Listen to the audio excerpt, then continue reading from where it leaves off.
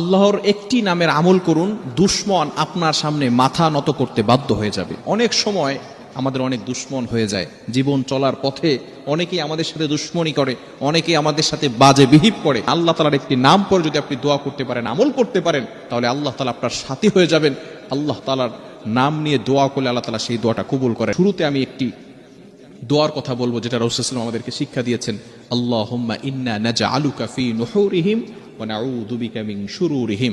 এই দোয়াটা প্রতিদিন ফজরের নামাজের পরে 7 বার পড়বেন এবং মাগরিবের নামাজের পরে 7 বার পড়বেন। যখনই পড়বেন তখনই আপনি যাকে আপনার নত করতে চাচ্ছেন এবং যে আপনার সাথে দুশমনি করে তার কথা শুধু একটু ফিল করবেন, তার নামটা একটু ফিল করবেন এবং এই দোয়াটা পড়বেন। আল্লাহুম্মা ইন্না নাজআলুকা ফি নুহুরিহিম ওয়া নাউযু বিকা মিন শুরুরিহিম।